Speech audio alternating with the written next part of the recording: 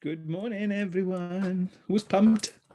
We are about to start secret number 4. I am excited and I can't wait for you to join the call.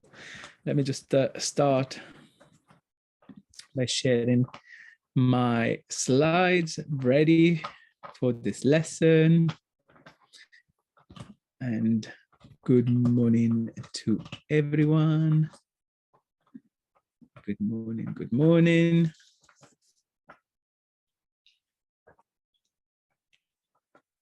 I can't believe we're already starting with secret number 4.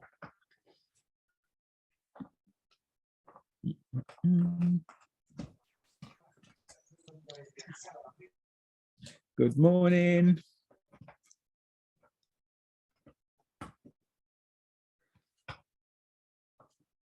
We're just going to give it another couple of seconds. So in the meantime, let me just tell you, obviously, you might be joining this as part of your Naturally You program. You might have already been on the journey, or alternatively, this could be you joining it as a masterclass or as a standalone course. So if you are joining as a standalone course or as a masterclass, don't forget that you can do the foundation course. And there's, of course, the other deep dive courses as well that start on the root chakra, the sacral chakra, and also the solar plexus before this particular deep dive course. And indeed, there's also another 3 that follow. So we are at the midpoint. So with the love lesson. And after that, we go into the throat chakra, and then we've got the third eye, and then the crown chakra courses, which will be coming up next. Okay, there's more people joining us. So we're almost there and ready to start.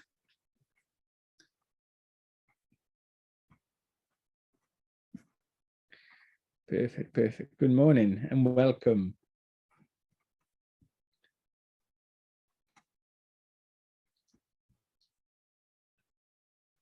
Okie dokie. I think I haven't got any messages to tell me that people aren't attending this morning, so I will make a start, and obviously if anyone joins, then they'll catch up from that point onwards, and of course you've got this on repeat as well. Perfect. So I was just saying, I'm pumped. We're getting to love. Who feels love? We are getting close to springtime at this point of the recording in the UK. We just had the Spring Summit, which was a phenomenal, amazing speakers, and of course with spring, those feeling of love and wanting companionship come up for most people. If you're not in a relationship, if you are in a relationship, then is that feeling of loving is back to ignite the relationship as well. So we are going to be exploring love, relationships, the heart chakra, and everything to do with it. Indeed, this particular deep dive course looks at love in particular. And if you remember from the Naturally You course foundation, we've got in this particular course, Secret 4, we are going to talk about the human need of love, which is today's lesson. We're going to be looking at gratitude, relationships, compassion as well. And from a mindset point of view as well, we're going to be looking at our habits, how we change those. And indeed, we are focusing on the heart chakra throughout this. So the mantra for this course is judge less and accept more. So it's opening up our heart to accept more about what we already have. A very, very powerful lesson, and this is where really I want to bring a little bit of light and focus to this one concept, because one of the big problems that a lot of people face, and I keep saying this throughout the courses, is when we really start boiling things down to, the core of our problems. A lot of people feel either that they're not good enough or that they're not loved enough. So this course is answering one of the 50% of people's problems. Yeah. So this is really, really important for many, many people. When it comes to not feeling loved enough, that sense or that need, that discomfort, that negativity often comes from the search for love, because we end up thinking that we need to live up to an ideal of love that we have in our head. It might be because we feel that that we need to have this romance. Sometimes it could be about the love that we feel we are lacking from our parents, from our children, from our friends, and all of that. And we kind of, the way our brain is trained is always, to spot the negatives. So we focus on what we are missing, okay, and we end up judging as a result. Okay, because that is the focus. So if we don't have it, we want it. Yeah, that's what we do, and that's what we do, and that's how marketing plays on people's minds. Yeah, it focuses on what you don't have. Okay, so if you don't have it, you must have it. You should have it. You want it. Why don't you have it? Yeah, and the more we focus on that, where focus goes, energy flows. Yeah, so we want it, we crave it. Yeah, and that gives us a sense of turmoil. Yeah, that we're not happy. We need something to fulfill that need. So we end up judging ourselves. We end up judging others. Why they don't love me the way that I want? Why don't they give me what I want? Why the kids don't do the things I'm asking them to? Why are they upsetting me? Why don't they love me enough to see that they need to turn the lights off? That they need to switch the television off? That they need to pick up their clothes? Surely they don't love me. My partner never does anything for me. They don't love me enough. Yeah, we focus on this negativity, so we end up judging people. And instead, we need to focus on the accepting more. Accepting more is all about understanding that you are loved, that you have enough. You have enough love in your life as it is. Yeah, you might want more, but you already are loved.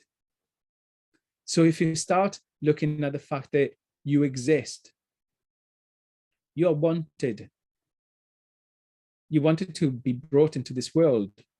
Okay, some parents don't plan, to have children, but surely they love them. If it's not the parents, if your upbringing was one where your childhood was not really happy, love might come from somewhere else, someone else. It might have been another relative. It might have been a friend. But start from that point. Start listing, where does my love come from? And I can guarantee you that the moment that you start exploring that feeling of not being loved enough is going to be balanced out. Because there's plenty of things around you that mean love. And this is what we're going to be talking about. So today we are going to be exploring the human need for love. So one of the 7 human needs that I teach on this course. And I want to start by the usual questions that I ask at the beginning of every deep dive course, which obviously is all about creating an extraordinary quality of life. And everyone wants to have an extraordinary quality of life, not mediocre, not okay, but magnificent. So amazing. And there are 2 main forces in life. So meaning and emotion. Okay, so meaning, so your why is the force that shapes life. Emotions is what colors it. So this is what you do, is the choices that you make. So why are you here? Why are you on this course? What do you want to achieve? And then what do you really want? So what are those targets, those objectives? Yeah. So the why might be your need to fulfill something. Okay. What do you really want might be the things that you're going to do. Okay. What are your goals? So an extraordinary quality of life is living life on your own terms. So what are they? I'm going to give you a 5-minute timer just to make sure. Well, in fact, we're going to do a little bit less, almost 4 minutes. I'm going to play some background music, and if you can just answer those questions for yourself. Okay, let's go with it.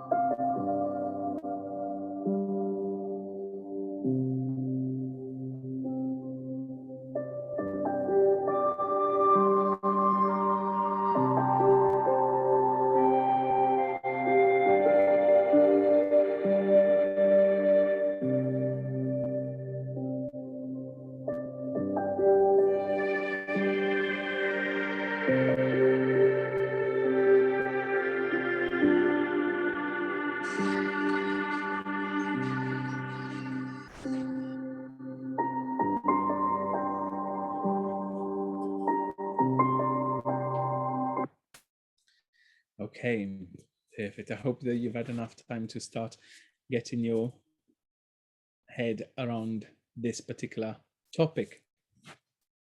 And love is such a huge one for everyone. So it's important that we give ourselves a little bit of headspace to know exactly what we mean to ourselves about love and what we want to achieve. So with this course of, we also are linking up the gut, so there's a process, that we go through. And in terms of regulating the gut, when it comes to secret number 4, is all about repopulating the gut. Okay, so you might remember during the foundation course, we turned to green foods predominantly during this week on the foundation, which obviously now is 7 weeks for the secret 4. And it's important that you still are looking at having a diet that is rich in nutrients, making sure that you have proteins with every meals. But for this particular one, we are looking as well at alkalizing foods. So a lot of greens, a lot of green foods.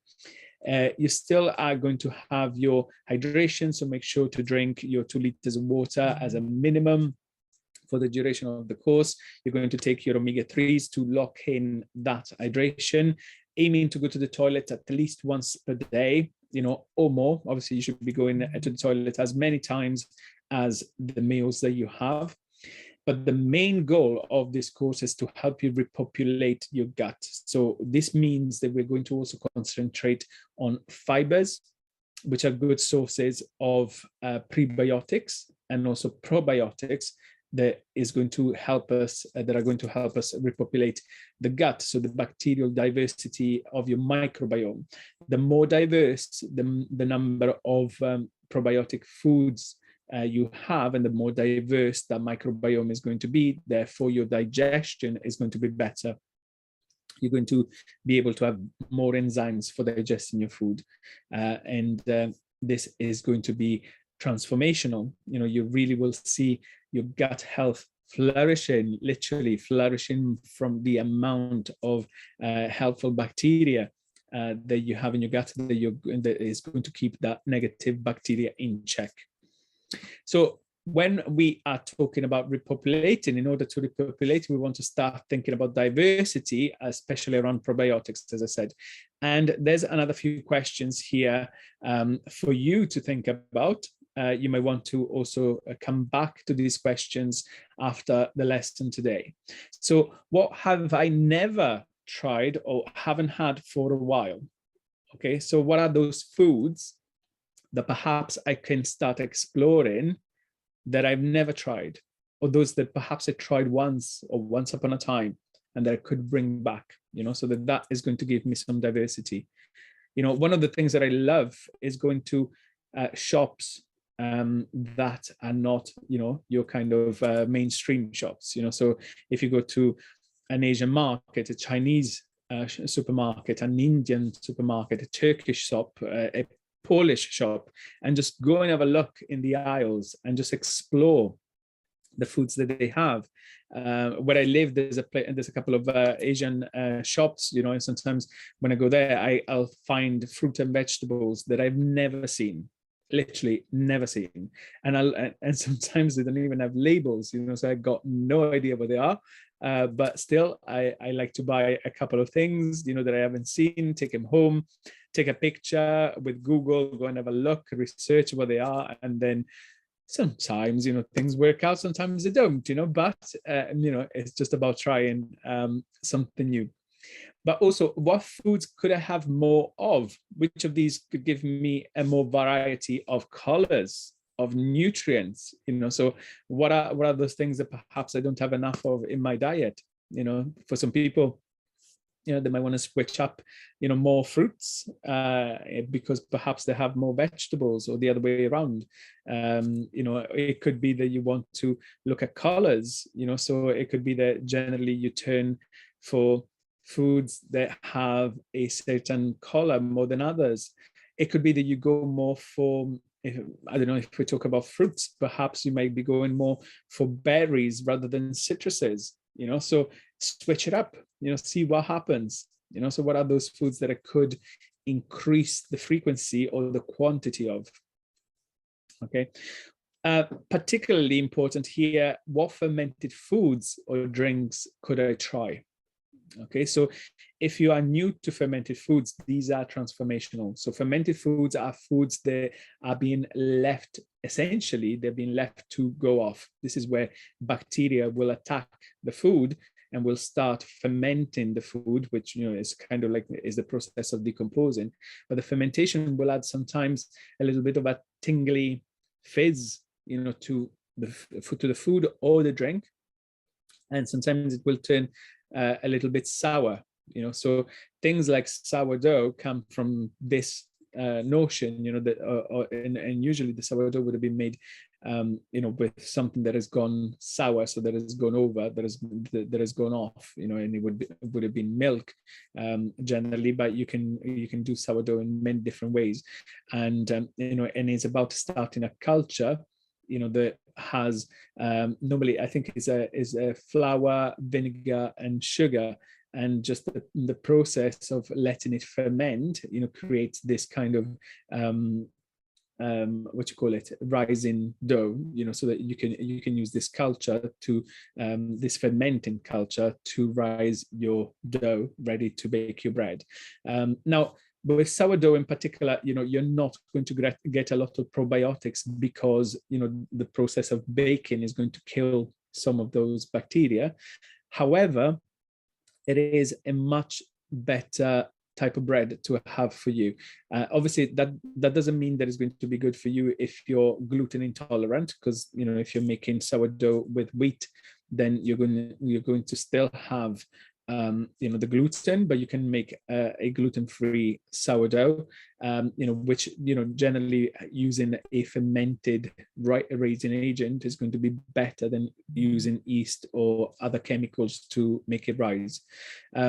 So having said that about the bread, the sourdough, everything else that is fermented is going to really help your gut. So, when we're talking about fermented foods, on one side, we're talking about things like sauerkraut, kimchi, miso, tempeh, trying to think of more, tofu, of course. With anything that comes from soy, you may want to turn to organic, looking at things that are not genetically modified or that have got a lot of pesticides, so that would be key. But yeah, so there's quite a few things there that you could try out. On the drink side, you may want to look at kombucha, of course, that I brew and that you're welcome to try. We've got a lovely butch club for you to join if you're interested in that, and also kefir. So they are quite different type of drinks. So kombucha is essentially green tea that has been fermented by using sugar, and then there's a bacteria culture that eats the sugar, ferments the tea. So in the end, it turns out a little bit sour, a little bit fizzy, so it tastes a little bit like a cider without the alcohol, or tiny traces of alcohol, because the fermentation process can develop alcohol, but it's never higher than 0.5 to 1%, and that is it's not going to get you drunk, but nevertheless, if you are alcohol intolerant, or for religious reasons, if you don't want to have alcohol, then that might be an issue for you. So I would suggest that might not be your answer. But on the other hand, the kombucha can be really beneficial. It is a really good probiotic. It's got a lot of trace minerals and vitamins as well, and it can really make you feel upbeat, as if you have a boost of energy. And kefir is similar, but it is a different process. Kefir traditionally would have been made with milk, is still being made with milk, which obviously is dairy, so it might not be good from a dairy intolerance, and also from a naturopathic point of view. Obviously, dairy is mucus forming, so it's not good for our body. Some people have turned to goat milk because it's easier for our body to digest. So, went from cow's milk to goat milk. But now you can also get grains of kefir. So these are the bacterial cultures, the little grains that can be used for water kefir. So you can create this drink using water, not tea, and then obviously it can be flavored afterwards. Now, the reason why I brew kombucha is because looking at these two drinks in particular, the kombucha has got a lot more diversity. So it's got 16 different strains of bacterial cultures as opposed to other fermented foods. So it's an amazing powerhouse to repopulate the gut. And that's why, I'm very, very keen to get this drink out there and for people to get to know it and also to brew it themselves. So if there's something that you're keen to do, you can buy the culture as well and try it out for yourself. I can support you in that journey. So also the other question that I got here is so to try and make these fermented foods yourselves. But what do I need to learn to start adding these into my nutrition plan? Okay, so is there something that I'm lacking? Do I need to get a better understanding of what fermented foods are, or how to make them, or where I can buy them? What other things that might be out there that I haven't listed, that people make, so really exploring, where those fermented foods are. And like I said, in understanding the gut, we're talking about repopulating. So during the next 7 weeks, your number one priority will be to repopulate the gut with a variety of foods and alkalizing foods. So most of which will be plant-based and fermented. If you are still eating other things like meat, dairy, gluten, you might still want to focus on reducing those causes of inflammation, which was very much the focus of the previous course, so the sacro, the variety deep dive course. And you might also need it to switch up your microbiome to develop new enzymes. So when we're introducing these fermented foods, we're really stepping up our game in terms of digestive system, because we're going to allow more enzymes, digestive enzymes, to be formed and to work in our favor. So introducing new foods might cause new reactions, physical and emotional. So we need to be mindful of these things, because obviously, as I mentioned before, when we change anything, we go through a change dip. Yeah. So if you remember, the change dip is where we have, our line. This is our line of life. And so when we experience a change, we dip. Yeah. So our emotions go downhill. Yeah, we might feel different, we might feel upset, sometimes physically as well. So for example, if you were to remove coffee from your diet, some people feel headaches, some people feel the lack of energy, so you feel this dip. For some people it's deeper than others. For some people it's just a minor little dip. And then you come back up. And generally when you come back up, you come back higher than where you were before, so that change has allowed you to grow essentially. But it's important that we acknowledge that sometimes we feel worse before feeling better. Okay, not for everyone. That's not necessarily a generalization, but a lot of people go through this. Okay, so it's important that we think about that.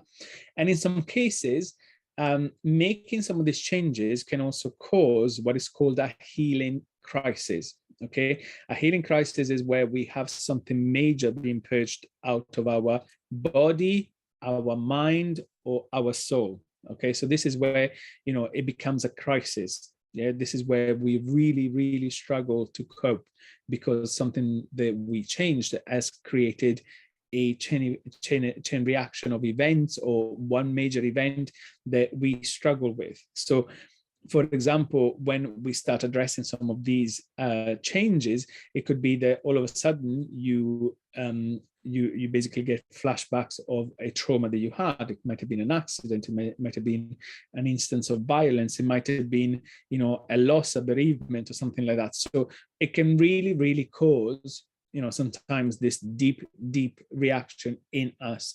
And it's important not just to acknowledge that has happened, but if you're struggling please make sure to reach out. I've got the tools to help you with that. So don't feel that you are alone and that you have to battle this by yourselves, because sometimes the impact can be overwhelming. Okay. And I'm here for that. So make sure to reach out if that happens. Okay, so just to kind of recap and understand more about probiotics and prebiotics, and what I'm asking you to do. So prebiotics are a form of dietary fiber, so these are friendly food essentially for your gut bacteria. Okay, so it allows your gut bacteria to produce nutrients for your colon cells, which lead to a healthier digestive system. So it's important that we put these foods in to feed the bacteria that we have. So there's some examples here, and I'm going to give you a couple of lists in the next couple of slides as well. But things like almonds, cabbage, birch, we got leeks, onions, cayenne, garlic, asparagus, sprouts, red cabbage with grass. There's, I can't read, Jerusalem artichokes, or fartichokes as they're also known, because they do give you gas, so be careful. Bananas, salt. Again, salt, we are looking not at table salt, not sodium. We're talking about pink Himalayan or rock salt or sea salt.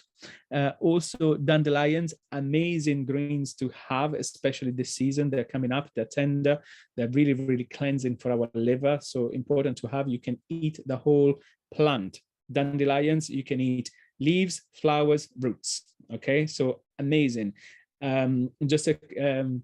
The leaves you can stick in your salads. They're quite bitter, but they're very, very good for you. A little bit like a rocket, essentially. You can also put the leaves in a cup with water and leave them overnight and drink the water the following morning, or you can steep them in hot water as a tea. You can also dry the leaves and then grind them and then add the powder to your smoothies, so you can make dandelions last all year round. The flowers you can add to salads. They're a little bit fibrous, so like when they come apart, a little bit like those make a wish, the dandelion once it goes into seeding, they're a little bit, there's a little bit of cotton, in the flower. So when they come apart, all the petals get a little bit much, to chew on, but nevertheless they're edible, and they make a lovely, give your salads a lovely color. They can also, the flowers can also be used to color things. So if you add them, for example, to rice, when you're cooking the rice, it will make the rice go yellow. So the dandelions can be a natural coloring, food coloring, if you want.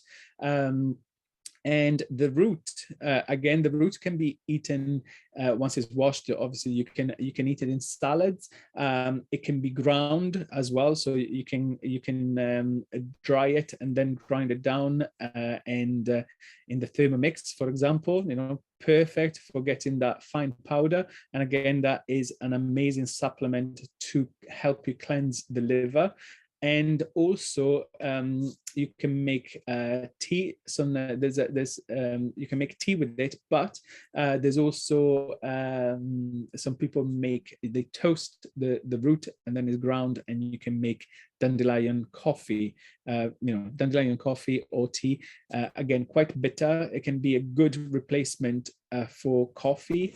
Some people like it in that sense, but is again very, very good to help you cleanse. Then we also have things like chlorella, which not only is a good probiotic, but is also a good source of omega-3s, as well as spirulina. They also are very alkalizing, like most green vegetables, but these are very good to add to your diet. All the seaweeds, the sea veggies, all of them will be very, very good sources of probiotics. Burdock root, artichokes, again, artichoke amazing for the liver, especially at this time of the year in the springtime. Also inulin powder as a supplement. Apples when they're raw, apple cider vinegar, again very, very good, similar to kombucha. In fact, it does have enzymes and some probiotics as well. And any leafy green, so all of these are amazing prebiotic foods to add to your diet. So if we want to look at unrefined grains and grain-like seeds, okay, from the prebiotics point of view, things like oats, millet, amaranth, quinoa, brown or wild rice, buckwheat, barley, whole wheat flour, and wheat bran. Remember, the 5 cereals that contain gluten are, testing your knowledge and testing mine, and so is wheat, barley, rye, oat, and spelt. Okay, so those are the ones that contain gluten. So if you're gluten intolerant, then those are the ones that you want to avoid. Now, still on prebiotics, if we want to look at vegetables and raw herbs and fresh fruits that we want to focus on, we got chicory root, again, an amazing replacement for coffee. You know, so you can get yourself a chicory root coffee, you know, which tastes like coffee as well. So it's a good replacement from that point of view, but it's very good as a source of prebiotic as well. Burdock root, dandelion root, tomatoes, jicama, Jerusalem artichoke, as I said earlier on, dandelion greens, garlic. We also have wild garlic that comes up this time of the year, amazing for making pestos, you know, really, really tasty. Leeks, onions, asparagus, yacon, banana, kiwi fruit, and apples. So plenty of choice there. Now, when we start looking instead at probiotics, so probiotics is a catch-all term for good bacteria. So this is what we want to stick in our gut. It keeps the bad bacteria at bay, yeah, or away, so that we don't have, you know, flurries of, you know, of bacteria that can cause issues with us, like Candida, for example, being one of the most common ones. But there are many types of bacteria in the gut, and on the shelves as supplements, you can get loads of different types of probiotics, and they all provide different benefits. So this is where we want to look at the diversity of the probiotics that we put in our gut.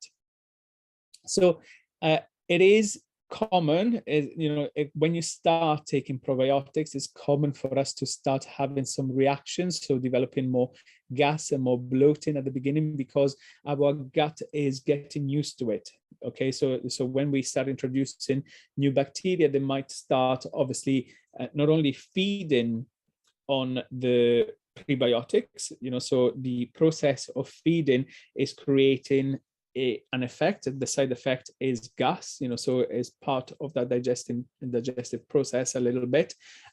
But also, we also have something that happens when we're introducing good bacteria, is that we have the bad bacteria dying off. So we end up sometimes feeling that change dip a little bit more than other times, because, you know, there's a die-off of bad bacteria that is being purged from the body. So obviously that is causing a change. We feel different. We feel that something is going on in our gut, but actually it's a positive. It's just that, you know, we need to give it some time so that we can adapt to the new bacteria colonizing our gut.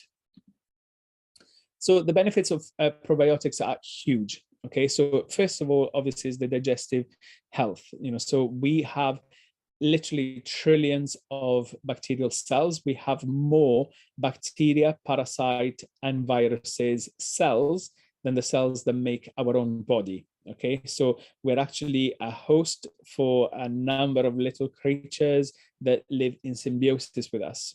So introducing probiotics to the mix is going to help the environment for them to thrive. So we want to make sure that we are looking after them, that we keep replenishing them, that we are feeding them, that we're keeping them happy. Okay, this is a little bit, okay, if you want to, since this course is about love, you know, we're talking about relationships as well, and relationships with your microbiome is just as important as the relationship that you have with your partner.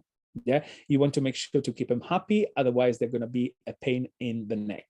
Okay, I think that is very easily put. Yeah, so you want to please your microbiome, you want to make sure you look after it, you feed it, that you're taking them for a walk, that you're giving them nice food, whatever it is, or dandelions if you want to buy them flowers, so anything really to make sure that you're keeping your microbiome happy, and it will pay dividends as far as your digestive system is concerned, because that's what they're there for. They're there to help you. Second, we got nutrients absorption. So the probiotics are also going to help you produce the enzymes to break down the food that you're eating, and that the effect of that is obviously that you're going to be able to absorb more of those nutrients, the vitamins, the minerals that you're putting in, so that it can go into your bloodstream. For women in particular, probiotics might help you manage bacterial imbalances all over the body. So those women that might have bacterial infections like thrush and things like that, probiotics can be really, really good for balancing out your bacterial levels all over the body. From an immune health, this is important. So when we're talking about immunity, our immune system starts in the gut. Yeah. So 70% of the body innate immune function is all to do with our gut. Boosting your friendly bacteria in the gut benefits the body's ability to fight off not so friendly bacteria for a start, first of all. But secondly, all health starts in the gut. It also means that all disease starts in the gut. Okay, so making sure that you have this friendly bacteria in your gut is going to keep you healthy, is going to keep illnesses away. Okay, a lot of infections, food poisoning, all of this stuff, the friendly bacteria in your gut can help you fighting off against these things, and is really going to boost your immune system. So the ability for the body to fight foreign objects, foreign things that we do not want. Okay. Very important as well for brain health. As you know, there's this link between the gut and the brain. So, the gut flora can have a measurable impact on brain activity and mood. There's plenty of research on this. So when we're not feeling good, because our digestion is bloated, we are cramping, we've got IBS and whatever, we can also feel lethargic, we can feel foggy, we can have sometimes headaches, so there's this link between the two. Okay, so obviously when we improve our gut health with probiotics, our brain functions are also improved. Heart, as you know from all my courses, there's a third brain. So we've got the neuroreceptors of the brain that communicate with our gut, but we also have neuroreceptors in our heart. So again, when the gut is upset, our heart can be upset, and that sometimes can stop us from loving people. If you think about it, if you're really, really cranky because your gut is upset, do you feel like having people around? When you need to go to the toilet, or when you need that big old fart, do you want people around you at that point? Definitely you don't. Yeah, so that might not make you feel sociable. Yeah, so eating probiotics regularly might help you promote normal blood pressure and reduce bad fats as well, and bad farts. No, but it does really, really, that from that point of view is really helping you keeping things in check as far as your circulatory system is concerned. Skin, finally, studies have shown that probiotics have the potential to help with a number of skin irritations and discomfort, not just internally. You can also use probiotics externally. So some people have put things like fermented oats, yogurt, and even kombucha on the skin to improve the skin tone and the suppleness and the nourishing of the skin. So they can be used externally as well as internally, but internally they will always have an amazing effect, because obviously our gut is related directly with our respiratory system, and therefore with the skin when we're pushing out toxicity through the lymphatic system, through the skin. Okay, so very, very direct links there that we can look after. So fermented foods, going back to those, we've got the lactofermentation, or fermentation in general, is a process of using bacteria or yeast to convert sugar or starches, which are carbohydrates, to acid, gas, or alcohol. Okay, so this is nothing new, beside the fact that we might not acknowledge it, but we have a lot of products, a lot of things in our diet and in our kind of daily lives that are created through fermentation. So pretty much all wines, all beers, all ciders, all lagers, vinegars, all of these things as drinks, they are fermented. Okay, so that's a start. I'm pretty sure that the majority of people will have had a taste of these things. But of course, there's way more. We're talking about even yogurts, cheeses. They're all fermented. So we want to start thinking about what are good fermented foods, whereas some of the foods that are fermented might not be so good for us. So the process of fermentation allows us to safely produce sour foods like sauerkraut, kimchi, which is spicy Chinese cabbage with peppers and lots of like spicy things, yogurt, kombucha, just to name a few. So these are kind of healthier things that you can turn to. It was a process that was used to basically keep vegetables and foods for longer. Okay, because obviously to keep things fresh, vegetables and things like that will rot. So there are some things that that can be stored, of course, in fridges. You can freeze stuff, but fermentation is another way of keeping things going for longer. So once they are fermented, then these foods sometimes can be stored in jars, for sometimes for years as well. So you need to kind of look into that a little bit.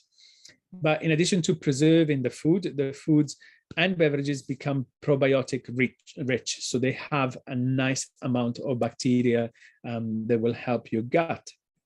So they produce their own enzymes, which will help you digest your food better and supply a healthy dose of B vitamins and omega-3 fatty acids to your body.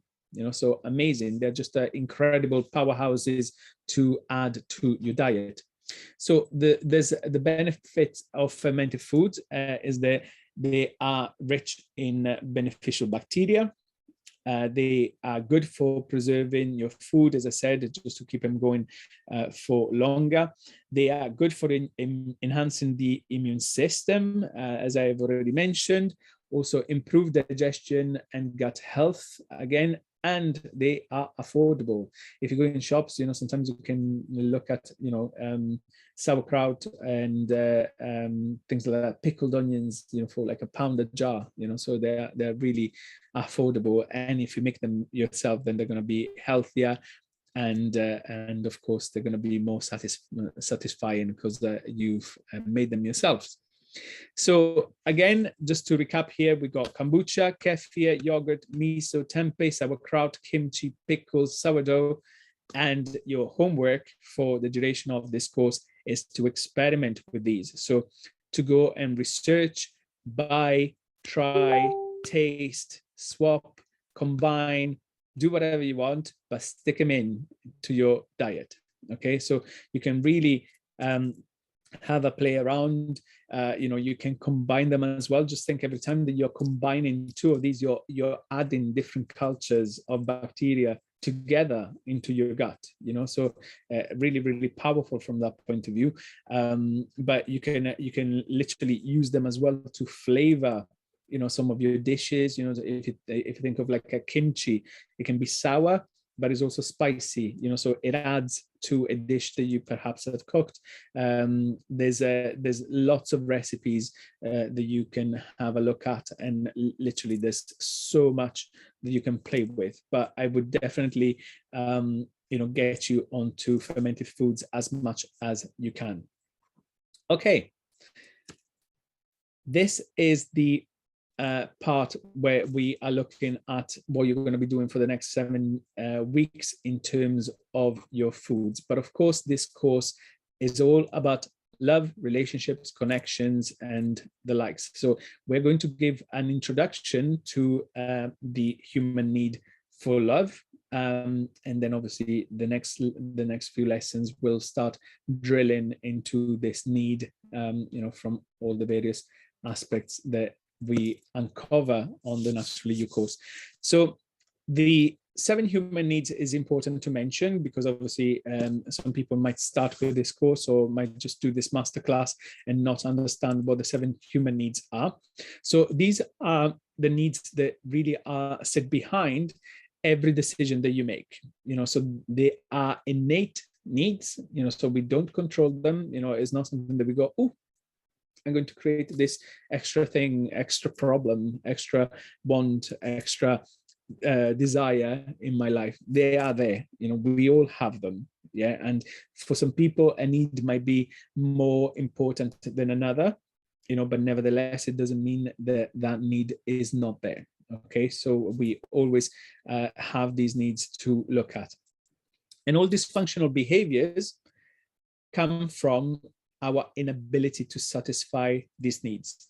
Okay, so whenever we have a problem, if we start going back to these 7 needs and do a little bit of a self-check, and look at how am I meeting these needs in particular, we can focus it on, the problem at hand. So if I'm feeling sad, if I wake up feeling sad, I can go and have a look at these needs and go, do I feel sad because I don't feel that I have enough certainty? Have I not got a home? Do I feel tired? Do I feel that my life is imbalanced? Is that the reason behind it? Or do I feel that I'm sad because I don't have enough variety in my life? I'm not excited. I don't have enough emotion, Or is it that I don't feel significant? Is it because I failed at something? Or do I feel, that I could have a bigger voice in the world? Do I feel sad because I'm not loved enough? So you can see where I'm going with this. As we go around the 7 human needs, I can really start thinking about, where is my issue coming from? What am I not meeting? Okay, so people's needs aren't just what drives people to make bad decisions. It can also be what pushes us to achieve more. It can be what drives us, to do more for ourselves, for other people, for the world. So it can really be, the driving force for us. And understanding how they work, and what makes us tick, the psychology behind it, is really going to help us avoiding those things that we do to sabotage ourselves, our toxic behavior, and forming habits that will help you instead achieving more in your life. Yeah, so that you can achieve your goals and live a happy, amazing life, body, mind, and soul, as I keep saying. So these how we develop them, they tend to come from when we are really, really young. So these 7 human needs are formed in our childhood, and some of the things that we are fed, some of the behaviors that we undergo, or whether it is our parents, the people around us, our relatives, really help us color these needs in different ways. Some people of us, some people might have negative experiences, some people might have positive experiences, and they will develop needs in different ways because of these experiences. Sometimes, regardless of having different experiences, you can develop still very similar needs, but they might have different driving forces. Sometimes we have towards needs and away from needs. Okay, so some people, let's talk about love, because it's the subject of this one. We might focus on love as being a need for us, yeah, but some people might be driven towards love, okay, because they want to be loved, they want to feel love, they want to find a partner, they want to find a family, they want to have kids, so is this need to find love, so we are going towards that need. Some people have got that really important need for love, but is to drive away from love. So they perhaps have been hurt by love, and their need is to break away from love. They don't want to have a relationship. They don't want, to have a significant person in their life. So it can be positive and negative. It can be towards or away. It depends really on what is the target, what is the goal, what is the driving force behind it. Okay, and we all prioritize our needs differently, and all of our decisions are going to be based on how these needs are prioritized. So for us to get to know the 7 human needs is really powerful, because they are so deep, ingrained into our life, and they drive everything that we do. So if we recognize how they work, and how they work for us, then we can use that to create, a better pathway for our future. So once we have understood them, we can look at how we can balance them out. Because, for example, if we look at certainty and variety, these two keep each other in balance. So people that like the safety of their home comforts, and everything is planned and scheduled. I'm certain I understand this is how my life ticks. Can be really, for that person, can be very difficult to have variety, because variety is about uncertainty. Is about discovery, is about pushing the boat out and experience new things. So if I like to have everything planned, this is scary stuff. And if I like variety, so if I like my life without a plan, because it's all up to chance, I love to see what the day brings. For me to start writing down a plan of what I'm supposed to do today, that's going to cramp my style. I want to have variety, so I don't want a schedule. I want to be free to explore. So you can see how these two are not working together. Some people are high in one or the other. Okay, but sometimes we can make them match. And if I feel that I'm not achieving what I want in life because something is failing, and I'm not too sure, and I start looking at the 7 human needs, and I find that I got a really high drive for variety and a very low drive for certainty. And what I'm finding is that I'm failing in my career, because I'm trying to run a business, and things are not working for me. It could be that maybe I need to do more planning. I might have the most amazing ideas. I might be very creative.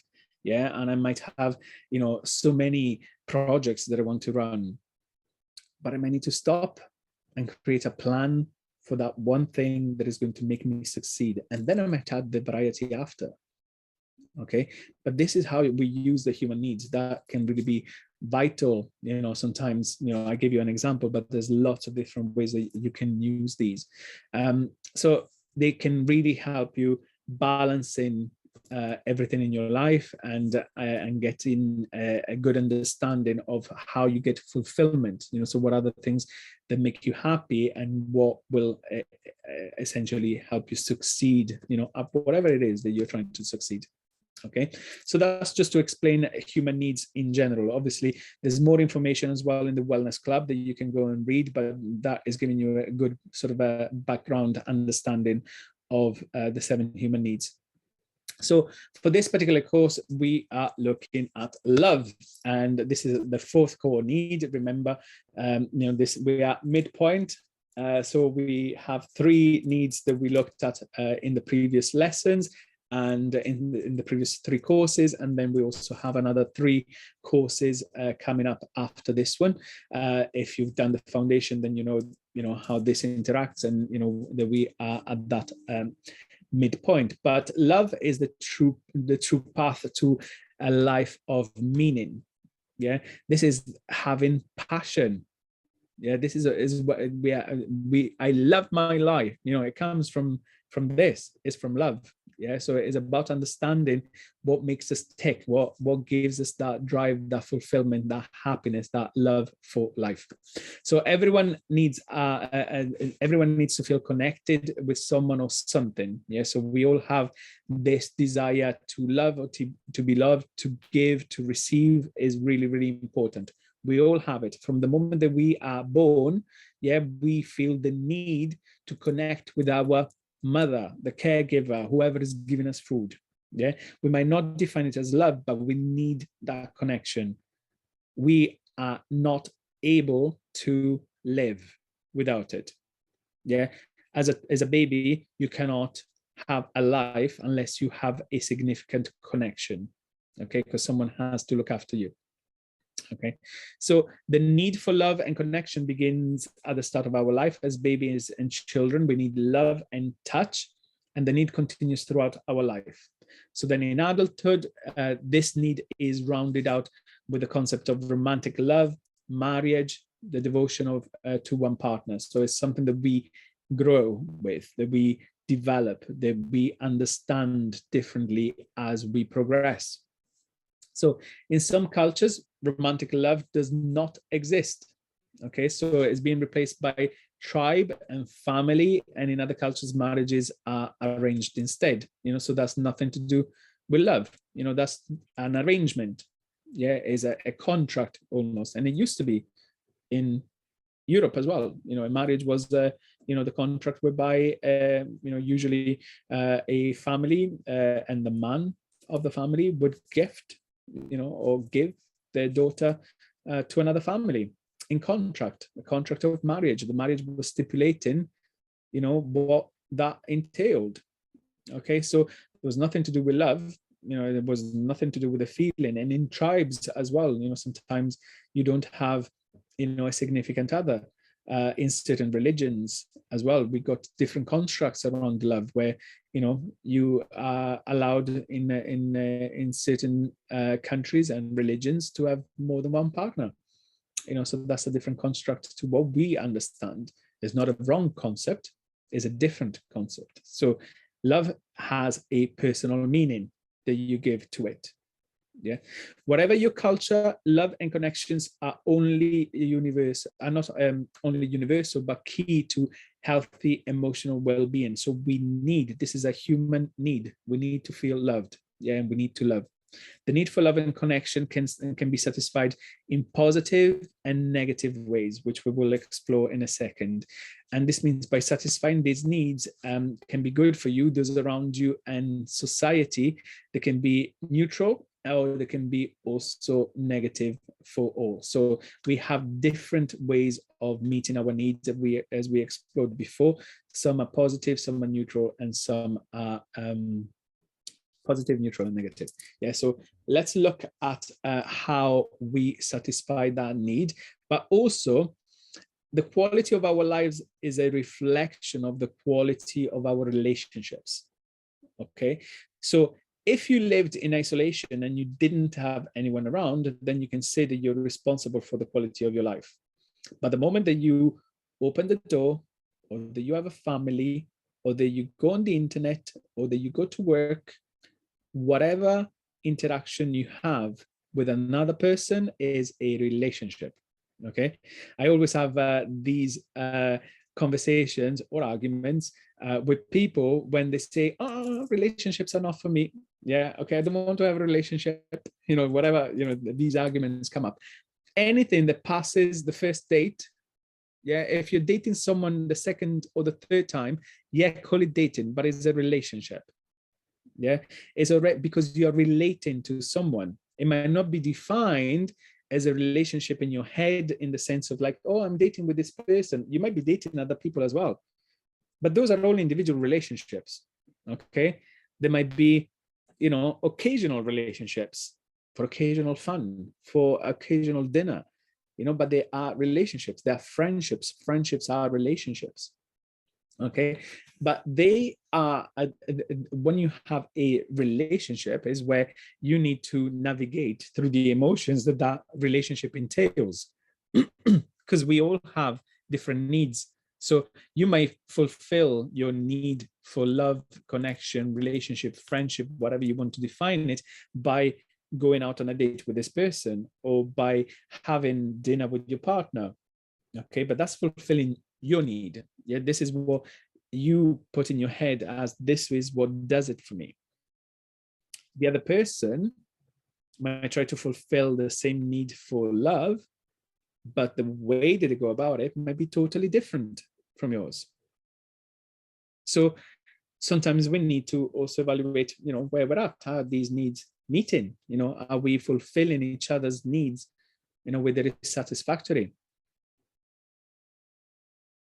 So fulfilling your own and your partner desires to be loved and connected has a lot more riding than on it than just your relationship. So there's a lot of stuff that you need to take into consideration. So I put in there as well that it breaks my heart that so many of you feel lonely or like you don't belong, because there's a lot of people that reach out, feeling I can't find love, I'm stressed out, I've argued, I keep jumping from relationship to relationship.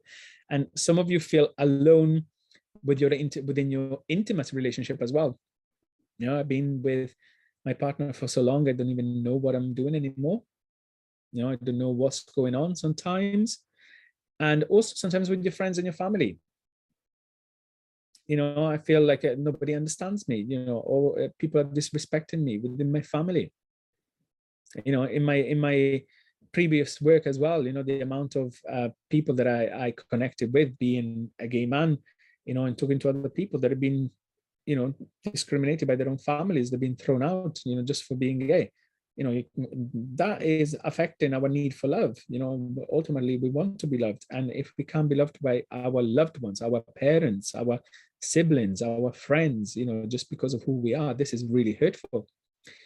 And and when it comes to this, this need, to be loved, if we're not meeting it in whatever way might be important to you, it can lead us to things that will try and balance things out, but might not be good for us. It might not be the way that we're going to satisfy this need. So people turn to drugs, alcohol, sex, or compromise themselves by staying in a toxic or unhappy relationship. Because feeling loved in some way is better than not having love at all. Yeah. And if these things are giving me, some satisfaction or some sort of connection, because being in an unhappy relationship means that you are in a relationship. Some people would rather be with someone who is violent towards them than not have a relationship. That's better than being alone. Okay.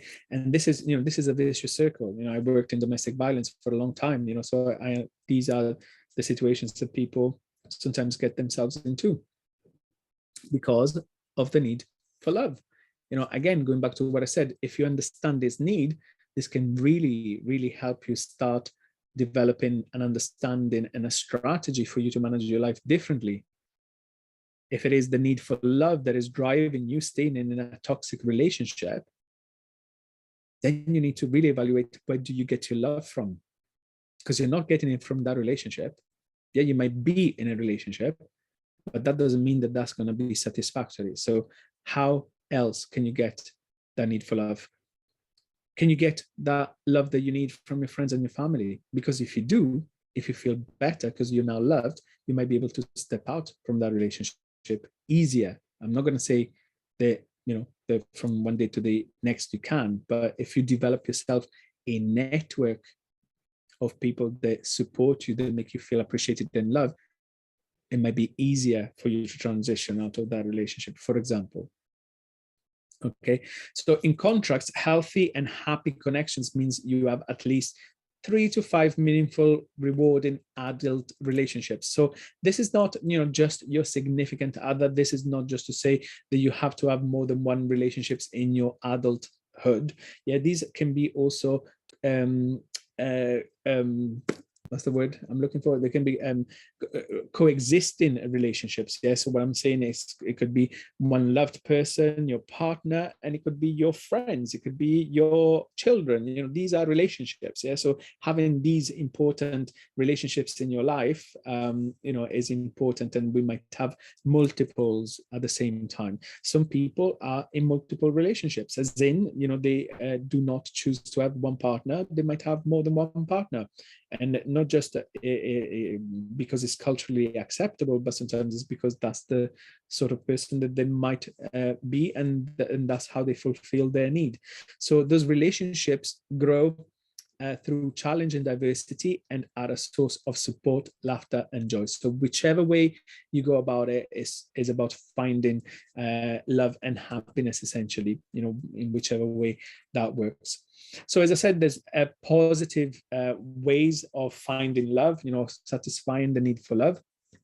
So this could be partners and friends, love and connection from immediate family members or close friends through quality time together, connection with community and or work. So some people love going to work because that's the place where they have fun, because their work colleagues are supportive and they're fun to be with, and we have a good laugh and we go out. Performing good deeds or volunteering, that can be the source of love, as well, because when I do this, people thank me for my kind heart, or whatever. Being kind, receiving kindness as well. So when someone is doing things to me, for me, that can make me feel loved as well. Relationship intimacy, tantra. I love this. This is where we honor each other. We create a space for us to be intimate. It is not, a quick bang, just because that's the only time that we got, but we actually made the time to have something special. Words of affirmation. Yeah, those mantras, those things that we tell to ourselves in front of the mirror, that can be the source of love, for myself, self-love. Cuddling with your partner or your children, just hugging releases oxytocin, hormones, and make us feel happy. That's what a child gets, a baby gets that from their mother. We continue to have that. Hugging is so important. There's people that I know that go out, with signs, free hugs, and they spend the day in the streets just giving free hugs to people. It's for other people sometimes to have that only one experience that they might have. Just think about, COVID, how many people have missed out on hugs. There are some people that, have not had their relatives visiting them, because of COVID and all of that. We need human contact, is really, really important. And, and that makes those people feel good as well. Think about the amount of hugs that they've had that day, by dishing out hugs to other people. Amazing. Maybe something that you want to pursue yourself. Loving your pets. I'm going to show you. I got my dog behind me, always by my side. My little stamp. And I've got the other one on the other side, but this one wants to be here, and wants to have cuddles, and and dogs are very, very good at knowing when you're upset. My dog, when I cried in the past, has come to lick my tears. They try to cheer you up. They want you to feel happy, and they're always happy. So they give unconditional love. Not just dogs, lots of pets do this. Connection to religion. Some people really feel the love of God, of Allah, of the universe. That can be, their source of love, happiness. Giving and receiving gifts, materialistic, I know, but again, who would not be happy to have a gift of whatever kind? It might not be much. It might be, someone is giving you a sweet, but still is a gift. Eye contact, just getting eye contact with someone, can be very, very powerful. And also acts of service. So, again, this is similar to volunteering. This is where, you can do something, could even be life-changing for someone.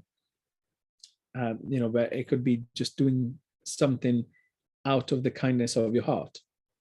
So this could be like giving money to a homeless person. With the kids, for Boxing Day, we go and we buy stuff from shops, and then we put bags together to give to homeless people, with thermals, gloves, scarves, heavy socks, some food, and just go and give them presents. And this is, you know, like that's the day that we spend out with the kids, you know, to teach, you know, the people live in different ways, you know. So that's our service as a family to the community. Physical affection, you know, again, you know, like intimacy, but physical affection can also be hugs with our children, our friends. You know, it doesn't have to be sex, you know, in that sense, intimacy. Joining a club, being part of the club is finding love. We've got a similar interest, you know, whether it is going to a Zumba class or whether it is playing, you know, volleyball, or whether it is, you know, going to the Italianos, you know, club in Wales, you know, where you have a common, you know, field or a common interest, you know, can really make you feel that you belong. On the other side, we also have negative ways of finding love. Okay, so dominating or controlling others who are forced to show appreciation to you because you help them with one of their dire needs. Okay, so this is a controlling behavior essentially, you know, but, you know, by doing this, you know, I can get love because they would not be able to do those things for themselves, you know. So if I go and if I'm the one that does the running around, you know, for my one of my parents failing health, I might have other siblings that do it, you know, but I can choose to do that. Yeah, I'm the one that gets in control of this situation, and I do everything for them. Yeah, they love me. No, they love me unconditionally because I'm doing things for them that they can't do for themselves. So I'm doing the cleaning, I'm doing the shopping and all of that. That gives me love. But that is a controlling behavior. You know, it can be volunteering, it can be altruistic. But what I'm saying, you know, if you are dominating, if you're doing it on purpose to get love, yeah, then this is a negative side. Being helpless. So people have to take care of you. Attention, compassion, physical and financial help. Oh, I can't cope. I'm so sad. I can't do anything. I'm in bed all day crying. Come and see me. I need you. Whinging. You know, again, this is another way of getting attention, getting love. Always talking about your illness creates connection, love, and empathy from others. You know, like I've been ill for years. There's nothing I can do. You know, so it can be a way of connecting with people. Staying depressed, you receive attention, compassion, empathy, and help from others. You know, depression is a state of mind. You know, if you've been on any of my courses, you can change your state like that every single day, every single second of the day, by looking at your physiology, your language, and your focus. Depression is a state of mind. Yes, it's a mental health condition, but it's one that you can work with. And you need to snap out of it. And some people choose to stay depressed, choose to take antidepressants for years. Yeah, because obviously it's easier than doing the work on yourself. You know, you are on this course because you choose to do this work. Is it easy? Is it easy to do what Fed said? You know, is it easy to do it all? You know, this is not about doing it all, as you know. This is not about perfection. It's about getting yourself better. But getting yourself better means getting off your butt and doing some work. It means sometimes having to open that kind of worms and looking inside and spotting something about you that you ain't gonna like, you know, but you got the balls to do it. You know, so if you don't, it's a choice. Yeah, it's a choice not to do it. And, you know, some people feel powerless, you know, because of the disability, you know, because it's a mental disability, you know, but it's something that you can do something about. And you make the choice. Health is a choice. Happiness is a choice. I will argue till I'm blue in the face, you know, with people that tell me there's nothing I can do. There's always something you can do. It's a choice. Full stop. Okay. Emotional eating, a form of self-love, self-soothing, self-connection. turn to a not a bit of chocolate, a bar of chocolate makes me feel amazing. Of course, it makes you feel amazing, you know, because it releases, you know, all of those chemicals, you know, hormones that make you feel good. Deviant sexual activity, connection, superficial love, attention, you know, being at the center of, you know, of these situations. You know, it can be an addiction as well, but it can also be, you know, a way of feeling beautiful, you know, feeling attractive, feeling wanted, you know, desired. Addiction, again, lots of different types of addictions, but a form of self-soothing and self-connection. Children displaying rebellion and other bad behaviors to seek attention from busy or neglectful parents. This is a way of finding love. Yeah, so I am rebelling or I'm misbehaving because my parents don't spend any time with me. I'm trying to get attention. I'm trying to show that I want love. I want to connect. Yeah, the way that I'm going to get it, if I'm rebelling, I'm attracting attention. If I'm misbehaving, I'm attracting attention.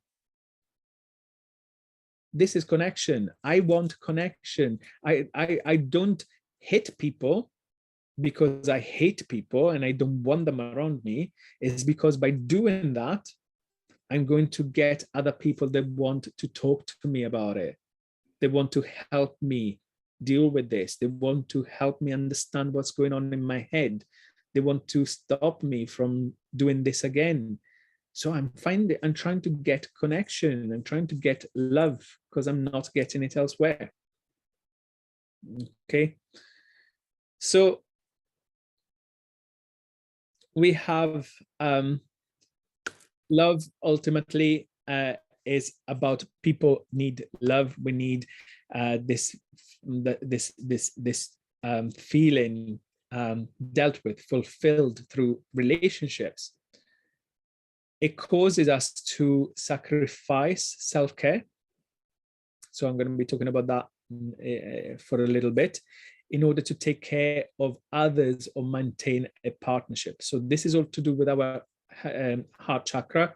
We're going to have a full lesson on that as well. But listen to this. This is important, yeah? So we sacrifice self-care for the sake of a relationship or a partnership, okay? So it's really important that we start thinking about this. Sorry, there's a car alarm in the background, if you can hear that noise. But it's really important that we think about, you know, that transaction, you know, that the moment that we enter a relationship, that we enter into a partnership, we do away with stuff that matters to us a lot of the time. So we do away with self-care to fulfill the need to be in a relationship. Okay, so everyone strives for a level of connection and affiliation with people around them and want to feel part of a larger community. We want to be loved and cared for, and we want to feel the feeling of closeness, of or union with like-minded people, be with friends, with family, colleagues, members of a club or an online community. But the need for love and connection is based on blending in and wanting to belong and be similar to others in the group. Yeah, so this is also to do with the partners. Yeah, so in a relationship we want to blend in. We want to be, hey, I'm like you, I like you, like you're like me. Yeah, we want to be together. We want to do things together. We want to do, you know, stuff that we, you know, we got things in common. We want to, you know, go on holidays together. This is about blending. Yes, we want to become one. Yeah, as Spice Girl said, when two become one. Yeah, so it is part of that. We want to be in this feeling of we are loved, so we are one. We're all one. Yeah, but in oh, what there was something that I meant to say. There's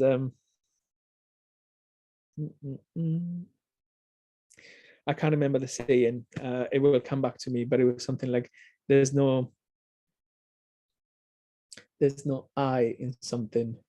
Oh, it will come back at some point. But it's basically to say that, you know, very often in a relationship or in a group, yeah, we forget about the me part. Yeah, we forget about the I. We forget about what's important to me as well. Okay, it's not all about the team or the partnership. So we need to start thinking a little bit more of that when we are talking about love.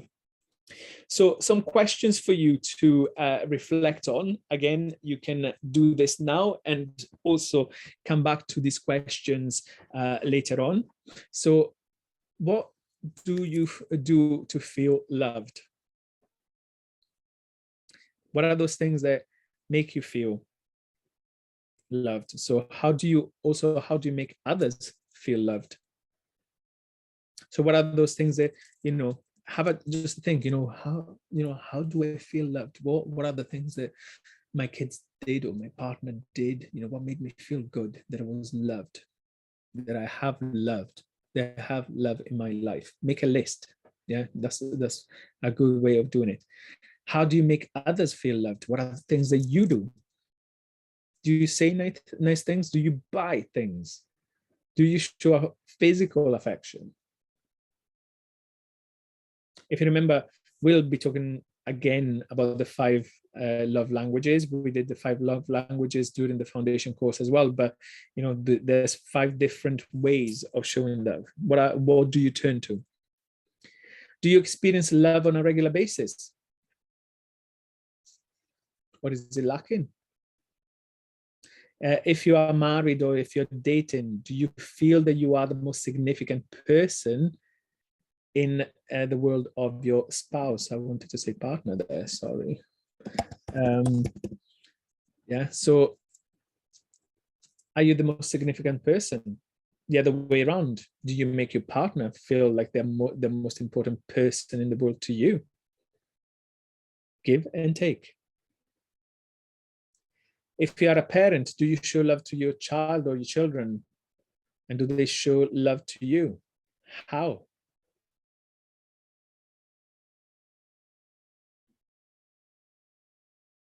So these can be very, very powerful reflection points. They help you understand your need for love. How is it satisfied? Where does it come from? What do you need more of? What do you need to do less of? So there's a lovely quote here as well. So true belonging is the spiritual practice of believing in and belonging to yourself so deeply that you can share your most authentic self with the world and find sacredness in both being a part of something and standing alone in the wilderness. True belonging does not require you to change who you are. It requires you to be who you are. So Brené Brown wrote this, really powerful for me. There's a real powerful lesson here, that to love someone else, you need to be yourself. You need to love yourself. You need to be authentic. You need to be full. You need to practice self-love so that you are filling up your cup with what is important so that you can give. Yeah. So you got RuPaul saying, if you can't love yourself, how the hell can you love anybody else? Yeah. So this is true. You know, if your cup is empty, yeah, if you feel unloved, how can you expect someone to fill it up and you never give something back because you're empty? Is your choice to fill it up, not by begging someone else, not by running after someone else, begging them to love you, not by chasing after a relationship just for the sake of it. You can fill it up by practicing self-love. You need to look at what are those things that give you love, that are not necessarily from others. Like I said, is a choice. So you can choose things that are going to make you feel good about yourself, that are going to make you feel loved, because you are loved. It's not because you need it. Love is already there. Yeah, it's for you to rediscover those sources of love. Yeah, even if you don't, just again start scanning your environment. Yeah, let's go back. Ever got pets? Do they show me love? Yes, they do. Whichever way you want, I got 27 pets. I got a lot of love in my family just coming from the pets. Yeah. And start looking at those interactions. I got tortoises that a lot of people would think, oh, they're just tortoises, but yesterday I was lying on the bed, and I put the tortoise, I got a king size bed, I put the tortoise on the bed. The tortoise can go in any direction. Yeah. But inevitably, repeatedly, will come up to my shoulder, as I'm lying on the bed. It will crawl up the shoulder. It will come to the front of my chest, lie here, and expect and wait for me to strike and to stroke the shell, because they can feel, through the shell. We'll sit there, won't move until I stop, and then we'll have a wander again, have a wander on the bed, and then comes up and crawls back up on the shoulder and sits there until I do that. So interactions with pets, they tell me that there's a connection, there's something that they want, and I feel the love through that. Yeah. Let's look at our relationships. Well, okay, I'm generalizing here because everyone has got a different background. Yeah. So bear with me. But your parents, if you don't have a significant other, if you don't have siblings, start looking at your parents. I know that some parents might have not been good to their kids. Yeah, I don't dismiss that. But what I'm saying is, the fact that you got parents that wanted you into this world, that cared for you, for those people that still have parents in their life and they had a good childhood and they still are in and out of each other's lives. Your parents love you. Your siblings love you. You might not feel that all the time. Sometimes, siblings don't get on. Sometimes you don't, connect on a regular basis. But on a whole, yeah, I doubt very much that there's, a very high percentage of siblings that can't stand each other and hate each other. There's love behind it all. Yeah. Same with children. Yeah. Then start looking at the friendships that you have. Start looking at, the connections with colleagues, with friends that you socialize with people that you meet in clubs, or even those people that you meet in the in the places around you. There's the woman that worked at the post office, that I go to for the last 40 years. She changed a job, after 40 years, and she's gone and now works in a superstore. And I saw her on a weekly basis, sometimes more than once a week, and had a quick chat at the counter. And now, she acknowledges me in the shop, and I just went, "Oh, Yvonne, what are you doing here?" And she was like, "Oh, I left that place after 40 years." She likes to have a chat, but there's a relationship. She acknowledges me, we're not friends, but it's still something important. It still, gives you that sense of community, of belonging. Yeah. So start looking at all these connections because they exist. We don't acknowledge them because we are overpowered by what we don't have, because the brain always looks for a negative. So start looking at what you do have. The moment that you acknowledge that I am loved, I have so much love in my life, I have loads, it's infinite. Yeah, I've got this power source of love that I can draw from every time that I feel this bad, that I can't go on, that I'm not loved enough, that I don't have anyone around me that cares. You do.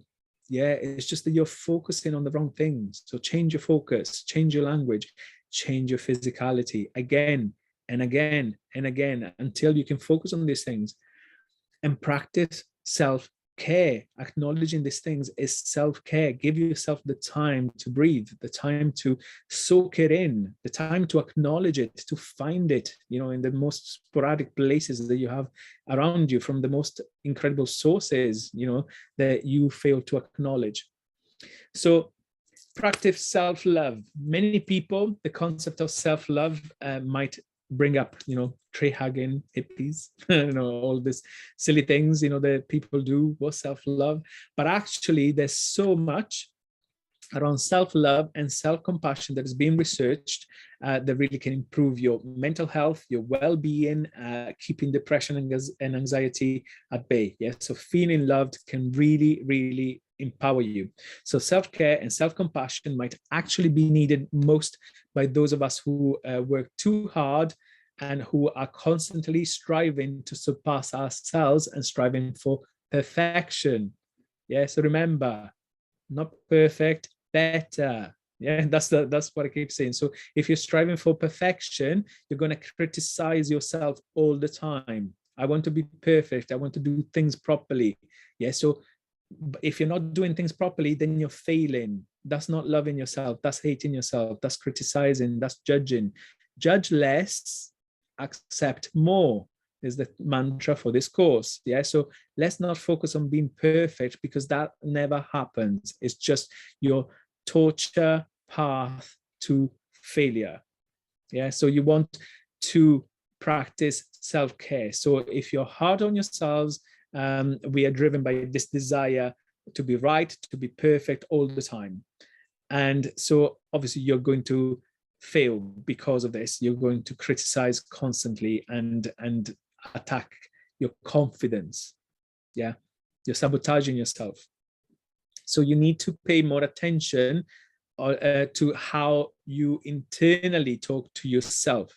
This is crucial for learning to cultivate an intimate feeling of self-love. So very important that you do this. And finally, these are amazing things that you can do to practice self-love. Okay, so these are some ideas. I'm sure that you can find loads more. Okay, so create a playlist of songs that make you feel good. Stick it on every morning. If you got Alexa, iPhone, whatever, wake up and go, can you please play that list? Yeah, and whatever it is, or otherwise you'll just go on a happy radio station that you like. Call a friend that you've been meaning to catch up with.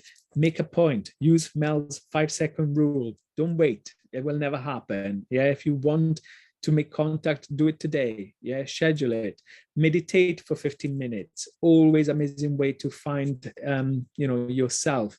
Write a love letter to yourself. What are all the things that you want to congratulate yourself about? What are the things that you love about yourself?